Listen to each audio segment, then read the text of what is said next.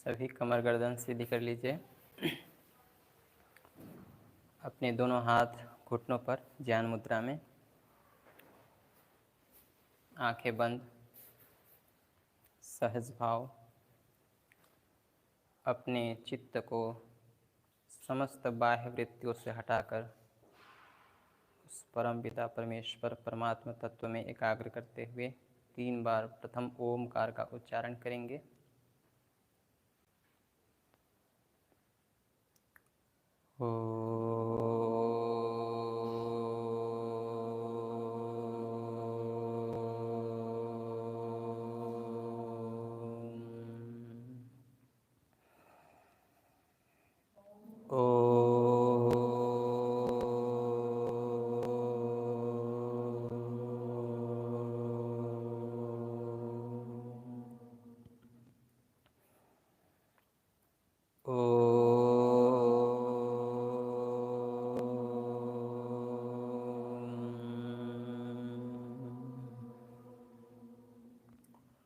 ॐ भूर्भुवस्वः तत्सवितुर्वरेण्यं भर्गो देवस्य धीमहि धियो यो नः प्रचोदयात्। ॐ त्र्यम्बकं यजामहे सुगन्धिं पुष्टिवर्धनम् उर्वारुकमिव बन्धनात् मृत्योर्मुक्षेयमामृतात्। ॐ सहना भवतु सहनौ भुनक्तु सह वीर्यं करवावहै तेजस्विनावधीतमस्तु मा विद्विषावहै। ॐ शान्तिः शान्तिः शान्तिः।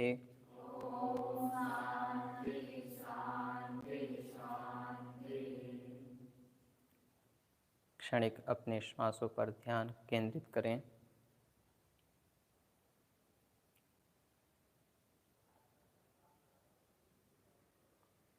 अब धीरे से अपने नेत्रों को खोल लें, सहज हो जाएं।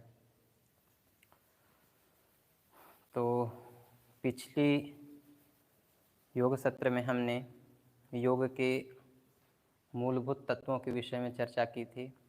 योग की क्या अवधारणा है, क्या अर्थ है, इस विषय में हमने चर्चा की थी। आज हम मुख्यतः अष्टांग योग के विषय में चर्चा करेंगे। योग में अष्टांग योग का अति विशिष्ट महत्व है। योग शास्त्र के प्रणेता महर्षि पतंजलि यम नियमासन प्राणायाम प्रत्याहार धारणा ध्यान समाधि अष्टो अंगानी ऐसा कह करके अष्टांग योग का प्रतिपादन किया। अष्टांग योग के अंतर्गत उन्होंने यम, नियम, आसन, प्राणायाम, प्रत्याहार, धारणा, ध्यान और समाधि, योग के ये 8 अंग बताए। इन 8 अंगों में भी यम नियम का अति विशिष्ट महत्व है। योग के मूलभूत सिद्धांत यम नियम ही हैं। तो हम क्रमशः इन योगांगों का एक एक करके प्रतिदिन जानने का प्रयास करेंगे कि यम क्या है, नियम क्या है, आसन क्या है इत्यादि। तो आज विशेष रूप से हम यमों के विषय में थोड़ी चर्चा करते हैं। यम शब्द की व्युत्पत्ति पाणिनि मुनिकृत धातु पाठ में यमु उपरमय धातु से होता है। यम का अर्थ होता है प्रतिबंध करना, रोकना, अवरोध करना। अर्थात हमारा जो मन है, हमारा जो चित्त है, जो अशुभ भाव में लगा हुआ है, उसको अशुभ भाव से हटा करके शुभ की ओर प्रवृत्त करना। यम यन्ते उपरम्यन्ते निवर्त्यन्ते हिंसादिभ्य इंद्रियाणि यैस्ते यमाः। अर्थात जिनके अनुष्ठान से अपने इंद्रियों को, मन को हिंसादि अशुभ भाव से हटा करके आत्म केंद्रित किया जाए, शुभ भावों की ओर प्रवृत्त किया जाए, वे क्या हैं? वे यम कहलाते हैं। तो यम के अंतर्गत महर्षि पतंजलि ने 5 तत्वों की परिगणना की है। कौन कौन से हैं यम? तो कहते हैं अहिंसा, सत्य, अस्तेय, ब्रह्मचर्या, परिग्रह यमाः। अहिंसा, सत्य, स्तेय, ब्रह्मचर्य और अपरिग्रह, ये 5 तत्वों को यम के रूप में बताया। अर्थात जो व्यक्ति अपने जीवन को उन्नतशील बनाना चाहता है, अपने जीवन में पूर्ण सुखी होना चाहता है, जीवन में अभ्युदय प्राप्त करना चाहता है, निश्रेयस प्राप्त करना चाहता है, वह व्यक्ति बिना यम नियम पालन के बिना वह प्राप्त नहीं कर सकता है। तो यम में क्या बताया? अहिंसा बताया सबसे प्रथम। अहिंसा क्या है? किसी भी प्राणी को मन, वचन, कर्म से कष्ट न देना, यह है अहिंसा। मन से भी किसी के प्रति अहित भाव नहीं रखना, किसी के प्रति द्वेष भावना नहीं रखना, यह है अहिंसा। वचन, हम कोई भी ऐसा वाणी न बोलें, ऐसा कटु वचन न बोलें जिससे दूसरों को क्या हो? कष्ट हो, दुख पहुँचे। यदि हमारी वाणी से किसी को कष्ट पहुँचता है तो इसका अर्थ क्या है? हम उसाओं से किसी को कष्ट पहुँचता है, किसी का अहित होता है, इसका अर्थ यह है कि हम क्या कर रहे हैं? हिंसा कर रहे हैं। तो बताते हैं कि मन, वचन, कर्म से किसी के प्रति अहित भाव न रखना, किसी भी समय, किसी भी स्थान में, कभी भी, है ना? ऐसा नहीं कि अभी तो हमने कष्ट नहीं पहुंचाया, लेकिन भविष्य में हम क्या करेंगे? उसको कष्ट पहुंचाएंगे, तो भी क्या है? हिंसा ही है, वो अहिंसा नहीं है। तो अहिंसा का स्वरूप ऐसे बताया। इसके क्या लाभ हैं? यदि कोई व्यक्ति, कोई योगी अहिंसा का पालन करता है अपने मन से, शरीर से, वचन से, इसका क्या प्रतिफल क्या है? तो कहते हैं कि अहिंसा प्रतिष्ठायाम तत्सन्निधो वैरत्यागः। अहिंसा का अनुष्ठान करने का क्या फल है वो बताते हैं महर्षि पतंजलि कि जो व्यक्ति अहिंसा का पालन करता है, अर्थात जो व्यक्ति अहिंसा में पूर्ण प्रतिष्ठित हो गया, तो उससे क्या होगा? उस योगी के सन्निधि में, उस योगी के समीप जितने भी प्राणी रहेंगे, जो भी उसके साथ जुड़ेंगे, उनमें भी अहिंसा का भाव आ जाएगा, उनका हिंसा भाव क्या हो जाएगा? छूट जाएगा।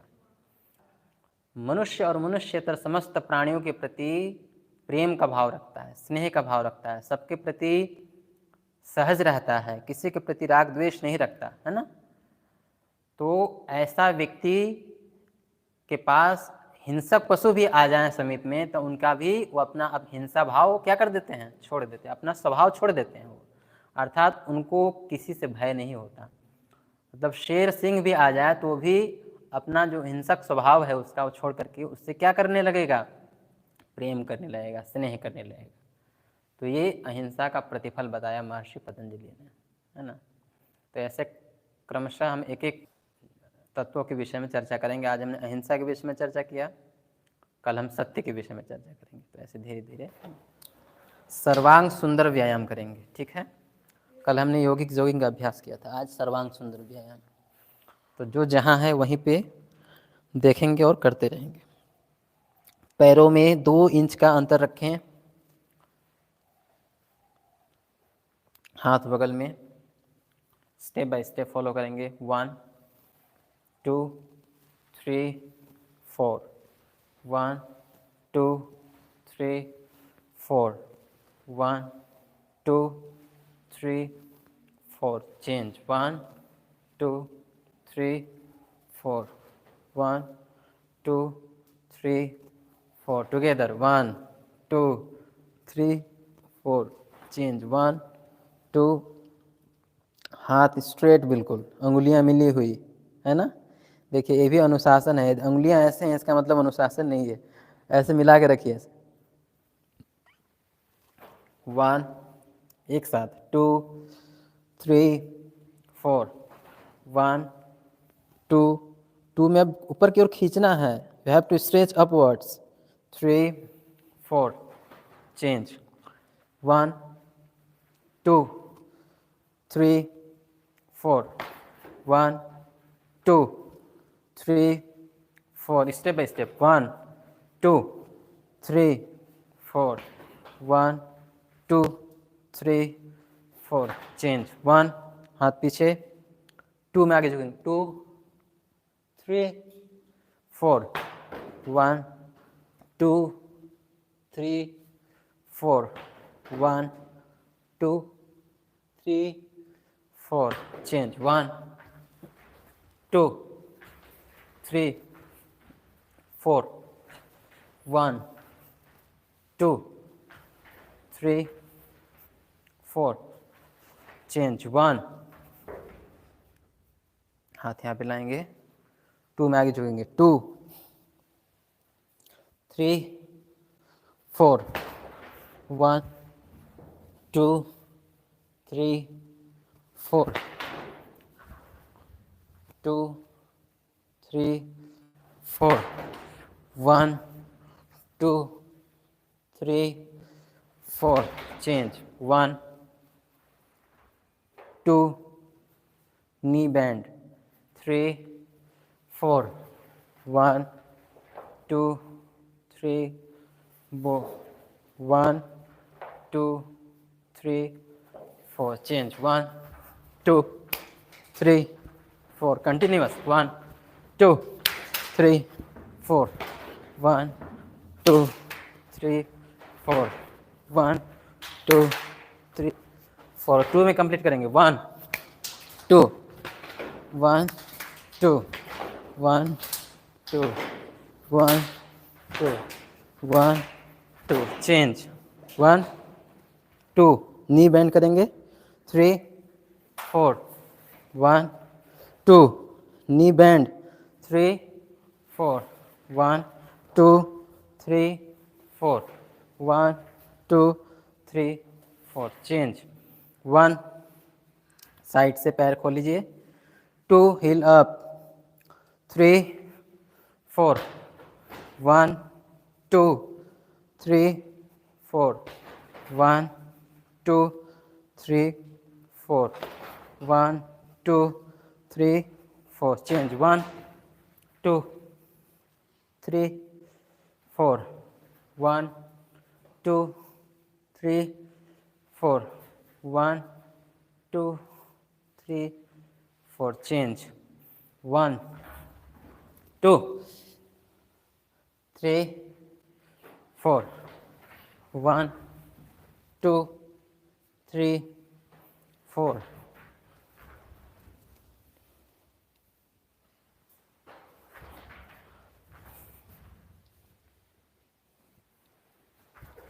1 2 3 4 1 2 3 4 1 2 3 4 change 1 2 3 4 1 2 3 4 1 2 3 4 change 1 नी बेंड करेंगे 2 3 4 1 2 3 4 रिलैक्स।